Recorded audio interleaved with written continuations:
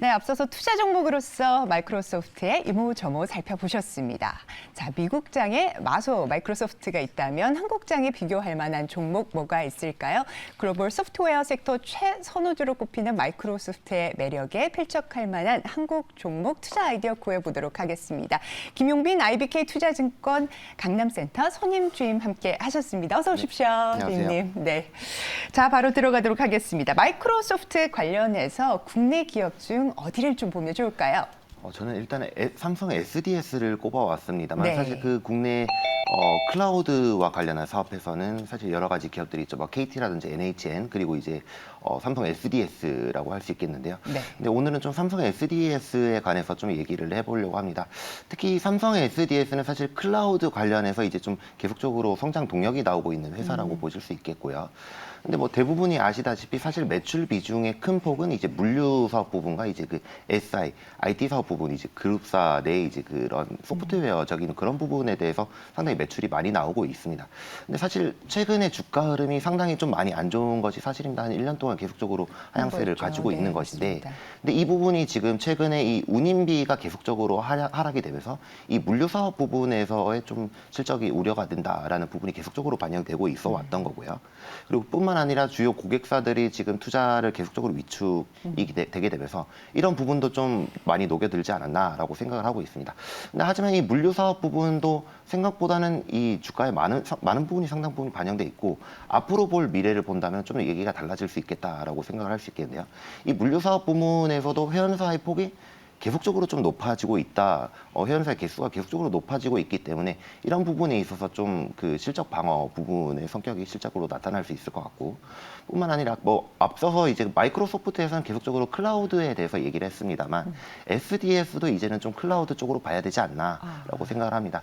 특히 뭐 국내 마켓시어를 얘기를 해보자면 뭐 물론 앞서서 말씀 들으셨다시피 이제 뭐 아마존이라든지 마이크로소프트가 이제 대형 사업자인 것은 맞습니다만 삼성의 SDS 같은 경우 이제야 이제 클라우드 사업 부분으로 해서 계속적으로 투자가 일어나고 있고요. 이런 부분에 있어서 계속적으로 성장을 하려고 있는 부분이고 해마다 지금 30%의 계속적인 성장률을 보이고 있기 때문에 이 클라우드 사업 부분에서도 좀 꽤나 유의미한 실적을 나타낼 수 있지 않을까라고 생각을 하고 있습니다.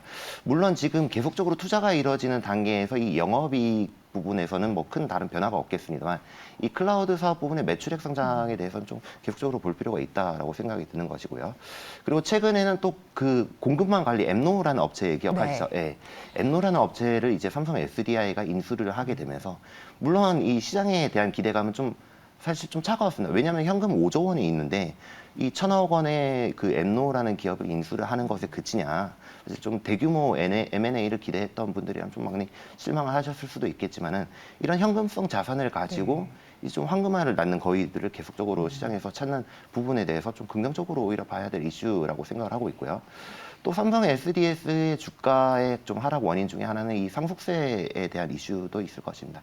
상속세로 인해서 그 삼성 일가들의 그 매도세가 계속적으로 이어왔었고요. 이런 부분이 거의 다 대부분이 해소가 된 시점이기 때문에 이런 부분 오뱅 이슈도 상당히 다 정리가 됐다라는 부분으로 봤을 때 특히 좀 대형주적인 측면에서 저가 매수가 좀 유효한 전략이 아닐까라고 생각이 드는 시점이다라고 할 수 있겠습니다. 네네, 연간 30%의 성장률 보이고 있는 삼성 SDS 저가 매수 전략 유효해 보인다는 말씀 주셨는데요. 자, 가격 전략 확인해 보겠습니다. 네, 매수가 같은 경우는 11만 9,500원을 제시를 하겠고요. 목표가는 짧게 13만 원, 손절가도 짧게 11만 5천 원을 제시를 하겠습니다. 네, 목표가 13만 원으로 제시된 점 참고해 주시기 바랍니다.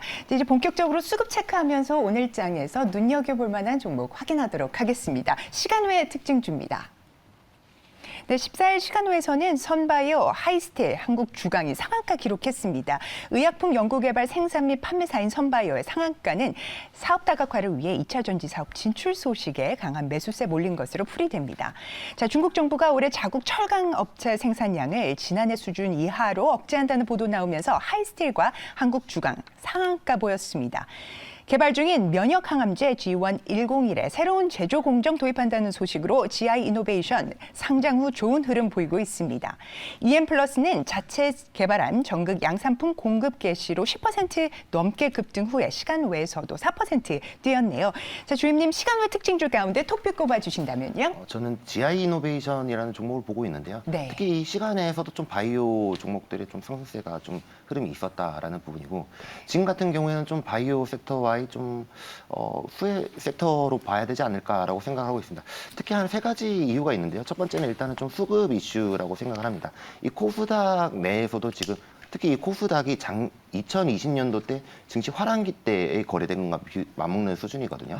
근데 이 부분 내에서 지금 물론 2차 전지 관련주들이 상당히 좀 많이 수급을 가져가고 있는 상황이지만은, 이런 시속 게임 내에서도 특히 이 2차 전지 랠리가 끝났을 때 특히 이 바이오 쪽으로 좀 자금이 옮겨올 가능성이 존재한다는 점.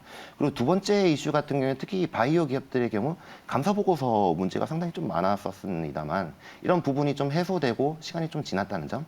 그리고 세 번째 같은 경우에는 특히 이 코로나 시절에는 이 FDA에서도 그렇고 모든 이 약품에 대한 임상들이 다 코로나 치료제라든지 백신 쪽으로 많이 집중이 됐었다는 점인데, 사실 이 코로나라는 것은 많이 잠잠해진 이슈이고, 이런 부분에 있어서 왔을 때 항암이라든지 이런 바이오테크들의 임상이 이제는 다시 좀 재개가 될 수 있다라는 점에 봤을 때 이 바이오 업황에 대한 개선 기대감이 좀 뚜렷이 나타난다라고 보고 있고요. 그리고 지금 최근에서 미국 정부도 그렇고 국내 정부도 그렇고 지금 바이오테크 쪽으로 계속적으로 관심을 두고 있는데, 최근에 이 정부에서 나온 얘기 중에 하나는 특히 이 방미를 한다라고 네. 했었잖아요. 근데 이 동행을 하는 경제사절단 중에서 대부분의 기업들이 좀 바이오테크 기업들이 상당히 많다라는 이런 뉴스가 나왔었습니다. 그런 부분에 있어서도 이 바이오테크 관련해서 미국과의 협력에 대한 부분이 기대가 된다는 점이고요. 물론 이 동사의 GI 이노베이션이 이제 같이 간다라는 이런 100% 신뢰는 없습니다만, 그래도 바이오 섹터 내 전체적인 수급 내에서는 이 같이 수혜를 받을 가능성이 존재를 한다라는 거고요. 또한 이런 부분은 좀 지적적인 수혜가 될 수 있을 것 같습니다. 특히 미국에서 바이든 정부가 이전부터 계속적으로 얘기를 했던 얘기지만, 캔서문샷이라는 정책이 있습니다. 이런 캔서문샷 같은 경우에는 이 향후 미래까지 그 암 환자의 비율을 한 50% 이상 감소를 시키겠다. 그런 부분에서 이제 자본이 좀 투하가 된다라는 정책으로 보셨으면 좋겠고요. 이런 부분 때문에 국내 바이오 섹터도 그렇고 해외 바이오 섹터도 계속적으로 좀 수급세가 일어나고 있는 상황이고, 이런 부분을 봤을 때 정부의 정책적인 성향과는 좀 맞다라고 생각을 하고 있고요. 그러면 GI 이노베이션의 본업으로 들어가자면은, 특히 GI 이노베이션 같은 경우는 신규 상장한 지 얼마 안 된 종목입니다만, 이중 융합 단백질이라는 플랫폼을 가지고 이제 뭐 항암제라든지 알레르기 치료제를 개발을 하고 있습니다.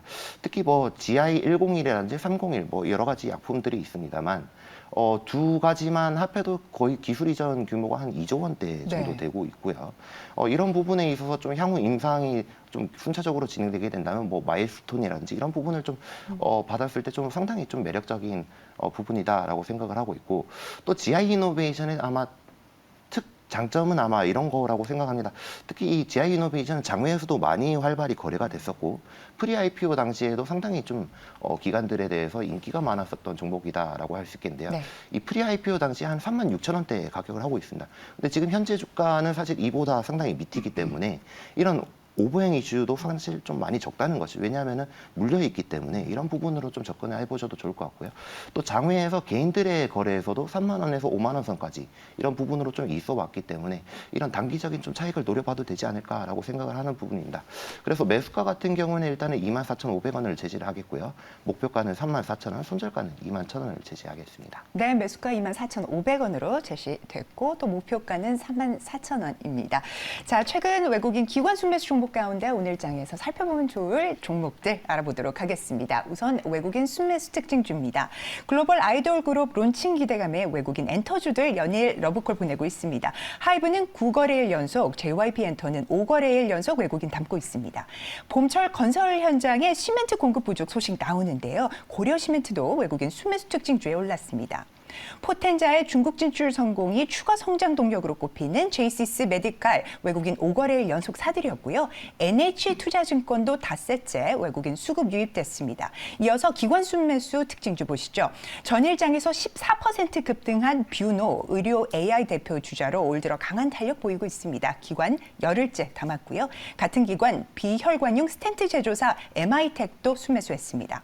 선익시스템 닷새 연속 기관 순매수 유입되고 있고 또 낭만닥터, 김사부, 쓰리기대감의 최근 주가 강세인 삼원네트워크스도 기관 사들였습니다. 전력 설비 관련주 강세 흐름 속에 재룡전기 기관 사흘째 순매수했습니다. 자, 먼저 외국인 순매수 특징주 중에서 어느 종목 보면 좋을까요? 저는 제이시스 메디칼을 보고 있습니다. 네. 뭐 앞서서 수급에서 보셨다시피 물론 이제 기간의 수급입니다만 특히 의료기기의 그 지금 수급들이 상당히 좋은 흐름을 네. 보이고 있습니다. 근데 이 중에서 사실 물론 이 피부 의료기기들이 먼저 상당히 오랜 이른 시간에 먼저 갔었고 이 이후에 이제 뭐 다른 의료기기들이 가고 있습니다만 다른 의료기기들이 가면서 사실 미용 의료기기의 밸류에이션도 상당히 좀 높여줘야 되지 않나라고 생각을 하고 있고요. 그런 부분에서 이제 제이시스 메디칼을 꼽고 있습니다.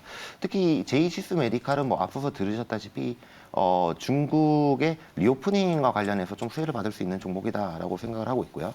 물론 현재 같은 경우는 이 중국으로 나가는 매출이 지금 뭐 합법적인 부분은 아니고 이제 중국의 따이공이라든지 그런 부분으로 해서 좀 의료기기들이 좀 계속적으로 매출이 되고 네. 있는 것으로 판단이 됩니다만은 하지만 이 올해 하반기부터는 중국에서 공식적으로 이제 커가 이후에 그 기존에 이제 파트너사인 시노슈어사가 있습니다. 근데 같이 이제 협력을 해서 이제 중국으로 공식 진출을 하게 되는 부분이고요. 이런 부분이 상당히 국내에 따른 미용 의료기기와 했을 때 타임라인이 상당히 좀 빠르다라는 부분에 봤을 때는 특히 이 중국은 지금 피부 미용 의료기기에 대해서 아직 좀 도입률이 상당히 낮습니다. 이런 부분으로 봤을 때 상당히 좀 선점을 할 수 있는 효과를 가질 수 있다라고 생각을 하고 있고요. 그래서 동사 같은 경우에 다른 여타 국내 미용 의료기기보다 조금 더 우선순위에 있어야 된다라고 보고 있고 또 뿐만 아니라 지금 제이시스 메디칼이 가지고 있는 기기는 뭐 여러 가지가 있습니다만 특히 이 포텐자와 같은 경우는 침습 기기입니다. 네. 그러니까 침을 찌른다는 거죠. 예, 예. 그런 부분에 있어서 뭐 마취도 들어가고 합니다만은 이제 뭐 2분기 같은 경우에는 비침습 RF 기기를 출시를 할 예정이고요. 물론 이 남성분들은 아실 수 있는지는 모르겠습니다만 인모드라는 기기가 있잖아요. 미국에서 시판되고 국내에서도 많이 유행을 하고 있는데 인모드와 같은 형식의 기기라고 보시면 될 것 같습니다. 그래서 비침습 그러니까 침을 놓지 않는 RF 기기를 이제 2분기에 출시를 할 예정이고요. 이런 부분에 는 물론 후발주자인 부분은 있습니다만 지금 지속적으로 시장이 커가고 있다는 부분에서 좀 수혜를 받을 수 있을 것 같고요. 그리고 이제 포텐자와 이제 리니어 기기 같은 경우는 이제 뭐 RF, 하이프 쪽으로 이제 계속적으로 판매량이 분기마다 계속적으로 성장을 하고 있는 부분이 있습니다. 네. 물론 실적도 같이 올라오고 있고요. 근데 기기가 계속적으로 성장이 올라온다는 것은 사실 이 미용 의료 기기의 핵심은 카트리지 수요거든요. 그러니까 기기가 많이 팔리면 그에 대한 부속품들이 계속적으로 교체가 일어나고 그렇죠. 맞습니다. 이런 부분에 있어서 매출이나 영업이익 개선이 뚜렷하게 증가하는 모습을 보여주고 있는데 물론 이 기기가 계속적으로 상승하고 있다는 부분에서 앞으로 남은 소모품들이 상당히 기대가 된다라는 점입니다. 이런 부분을 봤을 때 지금의 실적 수준도 상당히 뛰어넘을 수 있는 기록을 가질 수 있을 것이다라고 생각을 하고 있고요. 또 이제 2023년 말 같은 경우에는 이 하이프 같은 경우에 특히 미국 쪽에는 아직 제대로 진출을 안 했습니다만 올해 말 이제 미국 쪽의 FDA가 만약에 승인이 된다면 이런 부분으로 있어서도 신성장 동력을 기대해봐도 되지 않을까라고 생각을 하는 종목입니다. 네네. 매수 매도는 어떻게 접근해 보면 좋을까요? 매수가 같은 경우는 8,700원을 제시를 하겠고요. 목표가는 짧게 9,500원, 손절가는 8,400원을 제시를 하겠습니다. 네, 다음은 기관 순매수 특징주 가운데 토픽 좀 짧게 부탁드리겠습니다. 기간 순매수 가운데 가장 좀 유익 있게 보고 있는 건 사마 네트워크스라는 사마네트워크스. 기업입니다. 네. 물론 이전에도 좀 OTT 관련 얘기를 했었던 것으로 기억을 합니다만 이 지금 현재 OTT 시장이 좀 생각보다 다른 태동으로 다시 또 움직이고 있다라는 것입니다. 물론 작년에도 이 OTT 간 출혈 경쟁이 상당히 심했습니다만 지금 올해도 다시 이 출혈 경쟁이 계속적으로 불붙고 있는 네. 상황이다라고 보실 수 있겠고요. 특히 뭐 OTT 관련해서는 계속적으로 뭐 국내 티빙이라든지 그리고 뭐 넷플릭스, 왓챠, 뭐 쿠팡플레이 이런 부분들이 계속적으로 지속적인 출연 경쟁을 했을 때 가장 수혜를 받는 것은 콘텐츠 업종들이란 말이에요. 이런 부분으로 인해서 이제 사마 네트워크스는 수혜를 받을 수 있다라고 생각을 하고 있고요. 그리고 OTT 관련 최근 가장 이슈가 있죠. 불법 스트리밍 사이트가 상당히 뭐 유행을 했었다라고 들었습니다만 이 불법 스트리밍 사이트가 최근에 종료를 했습니다. 정부의 압박이라든지 이런 부분에 있어서 종료를 했었고 이런 부분에 있어서 OTT 관련 좀 수혜를 받을 수 있다라고 해야겠고요. 물론 이 불법 사이트가 얼마나 사람들이 많이 봤냐라는 얘기를 할 수 있겠습니다만 이 넷플릭스와 맞먹는 월간 이용자 수를 가졌다라고 합니다. 국내에서만요. 네. 그런 부분에 있어서 봤을 때 상당히 이 OTT의 굉장히 치명적인 이슈였던 사이트라고 생각을 하고 있고요. 그리고 동사 본업으로 좀 들어와서 이 사마 네트워크스 같은 경우에 최근에 있는 모멘텀 같은 경우 4월에 낭만 닥터 김사부 3라는 것을 이제 방영을 하고요. 공동 IP를 통해서 이제 좀 추가 수익을 기대를 하고 있는데 네. 특히 이 낭만 닥터 김사부의 그 경우 준 텐트폴 이제 대규모 이제 제작이기 때문에 이런 부분에 있어서 좀 사마 네트워크스의 캐시플로를 상당히 탄탄하게 해줄 수 있는 부분이라고 생각을 하고 있고요. 올해 같은 경우에도 한 4편 이상의 드라마가 제작될 예정입니다. 이런 부분으로 있어 봤을 때 특히 작년에 이제 그 실적이 특히 점프업을 많이 했습니다만 이런 비슷한 수준의 조금 이상의 수준은 아마 매출액을 좀 기대를 해봐도 되지 않을까라고 생각을 하고 있고요. 이런 부분에 있어서 상당히 좀 긍정적으로 보인다라고 말씀을 드리고 싶습니다. 가격 전략도 부탁드리겠습니다. 사마 네트워크스 같은 경우는 매수가는 3,550원을 제시를 하겠고요. 네. 목표가는 4,300원, 손절가는 3,200원을 제시를 하겠습니다. 네, 이렇게 해서 쑥 중심으로 전날 시장 흐름 짚어보셨습니다. 가격 전략까지 아주 깔끔하게 제시해 주신 김용빈 선임주임님 오늘 말씀 대단히 감사합니다.